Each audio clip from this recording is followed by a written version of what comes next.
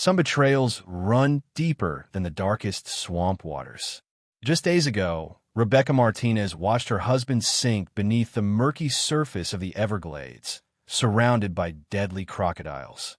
The screams were perfect. The tears were convincing. But what Rebecca didn't know was that the man being torn apart by those ancient predators wasn't her husband at all.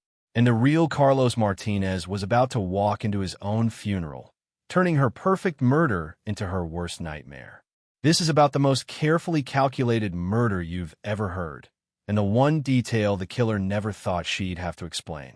Because sometimes the perfect crime becomes the perfect trap. Chapter 1. The Foundation of Deception. Rebecca Martinez had mastered the art of being whatever people needed her to be. At 29, she possessed the kind of striking beauty that made conversations pause mid-sentence and business meetings run longer than planned.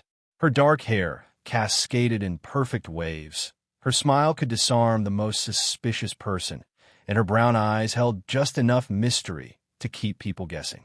But beneath this carefully crafted exterior lived a woman who saw every relationship as a transaction and every conversation as an opportunity to gain something valuable.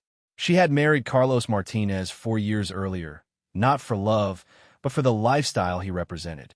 Carlos was 35, a self-made millionaire who had built his fortune through a combination of real estate development and import-export businesses across South Florida. He owned waterfront properties, drove luxury cars, and moved in circles where million-dollar deals were discussed over casual dinners.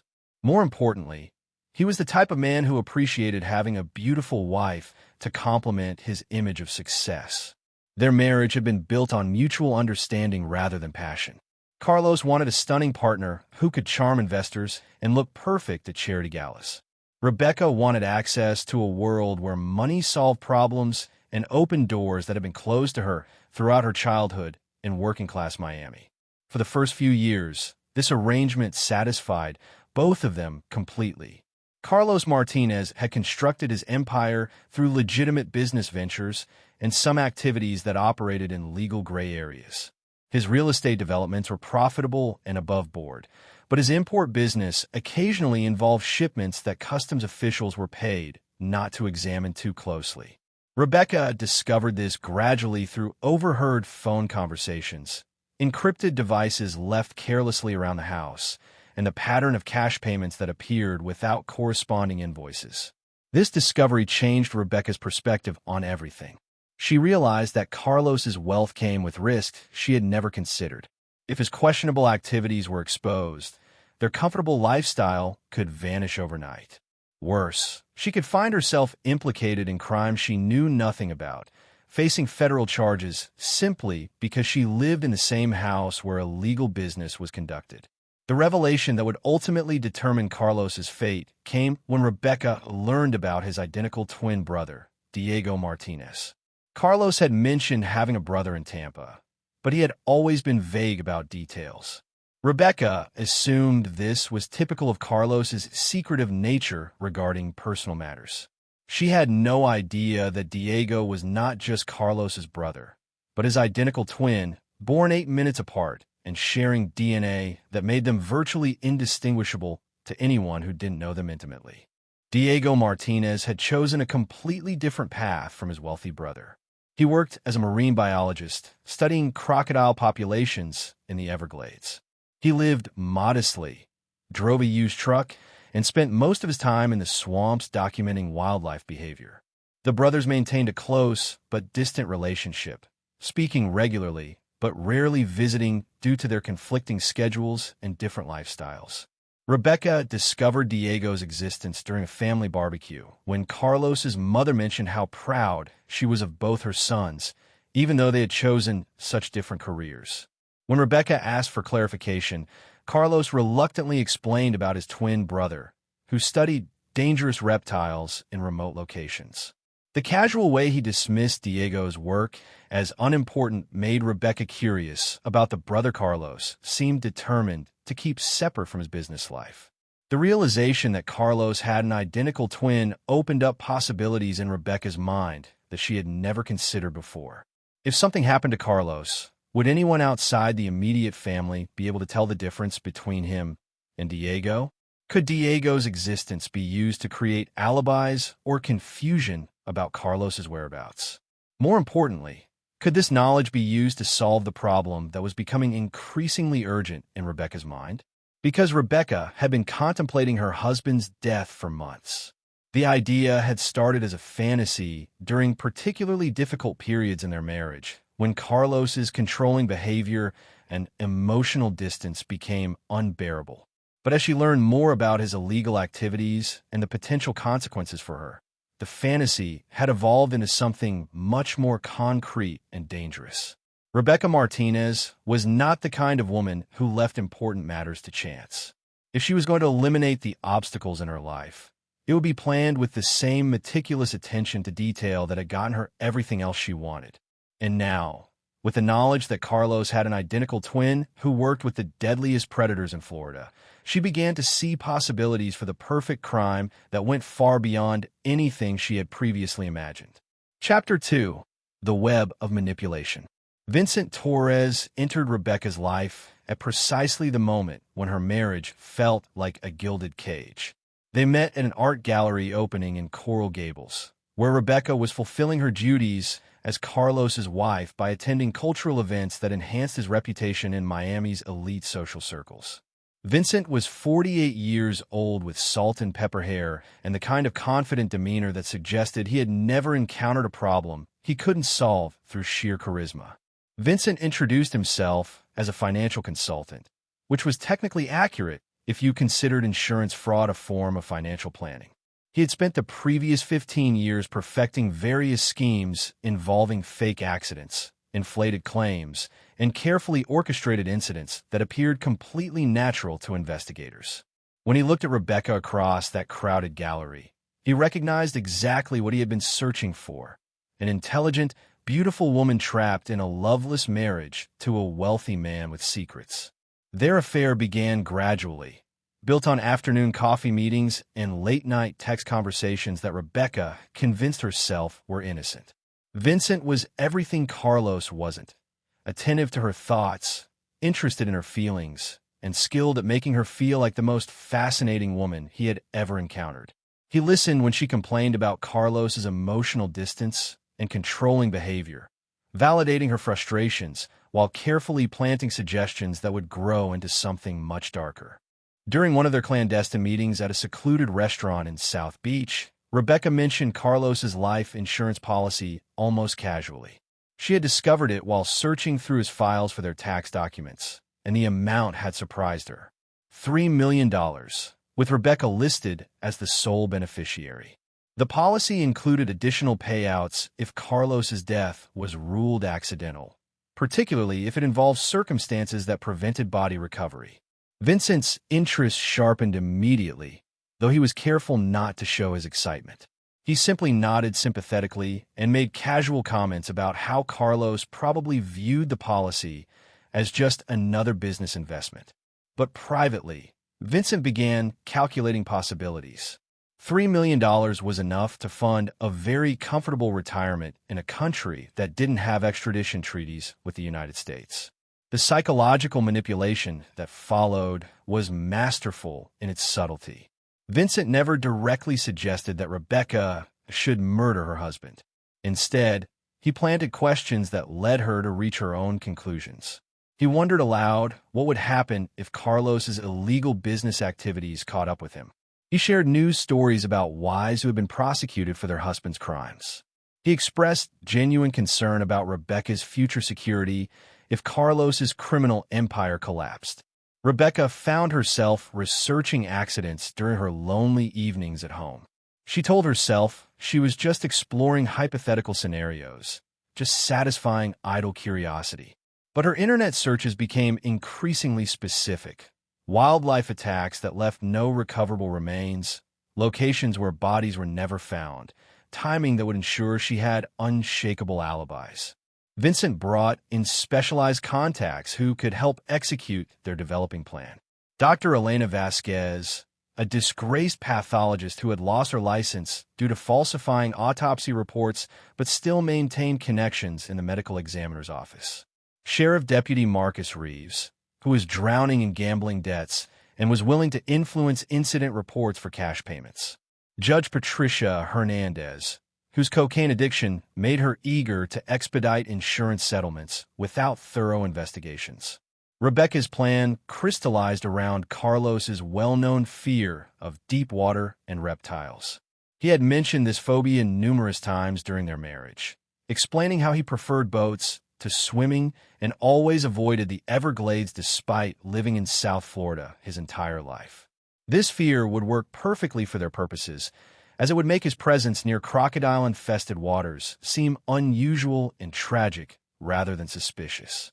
The method they selected involved luring Carlos to a remote fishing spot in the Everglades, where crocodile attacks were documented, but infrequent enough that one wouldn't be expected.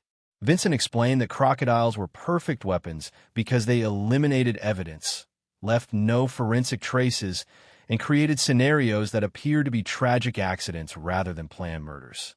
Vincent coached Rebecca through every aspect of the performance she would need to deliver. How to appear panicked when Carlos disappeared beneath the water. What to tell park rangers to guide them toward an accidental death conclusion. How to grieve convincingly while ensuring the incident was classified as a wildlife attack rather than a homicide. How to handle insurance investigators and family questions about the circumstances. They practiced her reactions until they became second nature. Rebecca learned to cry on command, to tremble at precisely the right moments, to display the perfect combination of shock and hysteria that would make everyone around her want to comfort rather than question her. Vincent was particularly skilled at teaching her how to use her beauty as a shield, how vulnerable tears and shaking hands could deflect even the most suspicious investigator. The irony was that during this period of planning her husband's murder, Rebecca felt more alive and purposeful than she had in years. The secret relationship with Vincent, the intellectual challenge of orchestrating the perfect crime, and the anticipation of freedom from her suffocating marriage combined to give her a sense of control she had been missing. Neither Rebecca nor Vincent realized that their meticulous plans contained a fatal flaw that would transform their perfect murder into their own destruction. They had accounted for every variable except the one that mattered most: the possibility that the man they killed might not be the man they intended to kill. Chapter 3: The Perfect Storm. The opportunity Rebecca had been waiting for arrived when Carlos announced his urgent business trip to Jacksonville. A week-long absence was exactly what she and Vincent had planned for. It would provide the perfect window for Carlos's murder while giving her an unbreakable alibi regarding his whereabouts. What Rebecca didn't know was that Carlos had already begun to suspect her. Behind her practiced smiles and whispered excuses, he sensed betrayal coiling like a snake in the shadows of their home. So he devised a trap. Instead of leaving Rebecca alone, Carlos secretly arranged for his twin brother Diego to stay in his place under the guise of handling family business. Diego reluctantly agreed, unaware of the true reason for the substitution. To Rebecca, the resemblance was flawless. The subtle warmth in Diego's manner felt like a change in Carlos himself, a sudden tenderness, a softer tone. She convinced herself that her husband was finally trying to make amends. The irony was devastating. Rebecca believed she was spending her days with Carlos, when in truth, she was walking straight into the snare her husband had carefully set. Chapter 4: Death and Deception.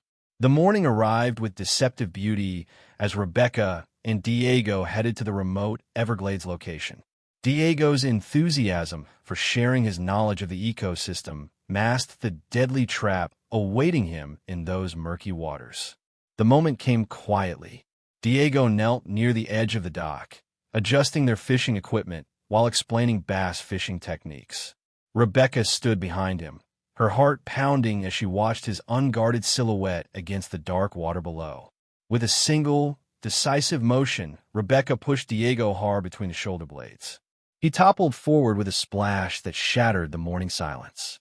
The water erupted around him as he surfaced, gasping and disoriented, his eyes wide with shock as he realized what had happened.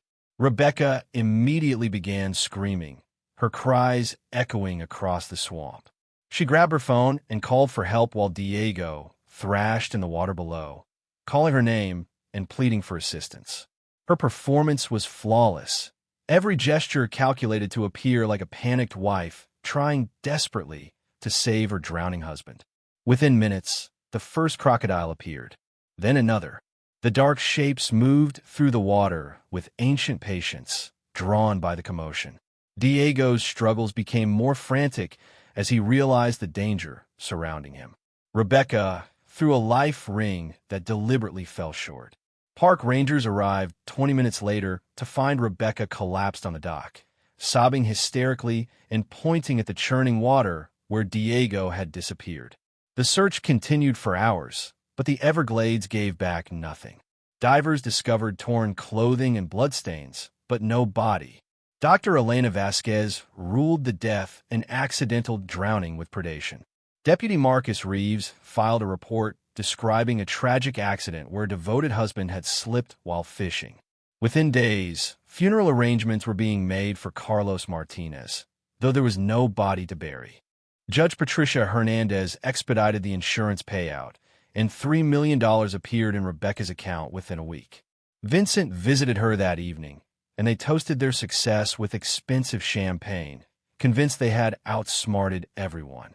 Rebecca felt intoxicated by her victory, believing she had eliminated Carlos while creating an unshakable cover story. For several days, she lived in the euphoria of believing she had committed the perfect murder. But perfect crimes require perfect victims, and Rebecca had made one catastrophic error that would soon destroy everything. Chapter 5. The Unraveling. The funeral service was proceeding exactly as Rebecca had planned. The chapel was filled with mourners dressed in black, their heads bowed in respect for Carlos Martinez, the successful businessman tragically lost to the Everglades. Rebecca sat in the front row, veiled and trembling, accepting condolences with perfect grace. The pastor spoke about Carlos's life, his business achievements, and the loving marriage he had shared with Rebecca. Friends and colleagues shared memories of his generosity and ambition. The portrait beside the empty casket showed Carlos smiling confidently, unaware that his identical twin had died in his place. Rebecca's performance was flawless. She dabbed her eyes with a handkerchief, leaned on family members for support, and played the devastated widow with Academy Award-worthy conviction. Vincent sat several rows back, maintaining his distance while internally celebrating their successful scheme. Then the chapel doors opened. Carlos Martinez walked down the aisle of his own funeral, very much alive. His hair was disheveled from travel, his clothes wrinkled, but his presence was undeniable. Every head turned, every breath caught. Gasps echoed through the sanctuary as mourners struggled to process what they were seeing. Rebecca's world shattered in that moment. The handkerchief slipped from her trembling fingers as she stared at her husband, the man she thought she had fed to the crocodiles. Her carefully constructed mask of grief cracked, revealing the horror beneath as she realized the magnitude of her mistake. Carlos's eyes met hers across the chapel, cold and knowing. He had orchestrated everything. He had known about her betrayal, had laid the trap, and now he was here to spring it in front of everyone. The woman who had planned the ultimate deception was about to face the ultimate revelation. Chapter 6. Justice and Consequences. The funeral dissolved into chaos as Carlos revealed the truth to the stunned congregation. Rebecca had murdered his identical twin brother, Diego, believing she was killing her husband for insurance money. The recording devices Carlos had hidden in their home captured every detail of her confession to Vincent about pushing Diego into the crocodile-infested waters. Within hours, police arrested Rebecca and Vincent. The investigation unraveled their conspiracy quickly once Carlos provided evidence of the planned murder. Dr. Elena Vasquez, Deputy Marcus Reeves, and Judge Patricia Hernandez were also charged for their roles in covering up the crime. During the trial, prosecutors presented overwhelming evidence of premeditation. The recorded conversations, financial records showing payments to corrupt officials, and Rebecca's internet searches about crocodile attacks painted a clear picture of calculated murder. Vincent testified against Rebecca in exchange for a reduced sentence, describing how she had enthusiastically participated in planning Diego's death. Rebecca's defense attorney attempted to argue mistaken identity and emotional distress, claiming she had intended to kill Carlos, not Diego. The strategy backfired spectacularly, as it only confirmed her murderous intent while highlighting the tragic irony that an innocent man had died in place of her intended victim. The jury deliberated for less than 4 hours before returning guilty verdicts on all counts. Rebecca was sentenced to life in prison without parole for first-degree murder. Vincent received 25 years for conspiracy. The corrupt officials each received sentences ranging from 10 to 15 years. Carlos testified about his brother's gentle nature and dedication to wildlife conservation, describing how Diego had volunteered to help with family business despite his discomfort with Carlos's questionable activities. The man who had died trying to help his brother had been betrayed by the very person he was meant to protect. Rebecca showed no emotion as her sentence was read. The woman who had planned the perfect murder had achieved only the perfect destruction of multiple lives, including her own. Carlos disappeared into witness protection shortly after the trial, his cooperation with federal authorities making him too valuable and too vulnerable to remain in his old life. Diego was finally laid to rest with the dignity he deserved, mourned by colleagues who remembered his passion for protecting the ecosystems Rebecca had used as a weapon. The Everglades kept their secrets, but the truth about human predators had been fully exposed. Sometimes the most dangerous predator isn't the one with teeth. If this story of betrayal and deadly consequences kept you riveted, hit that like button and subscribe for more shocking crime stories that prove nature's deadliest creatures have nothing on human betrayal.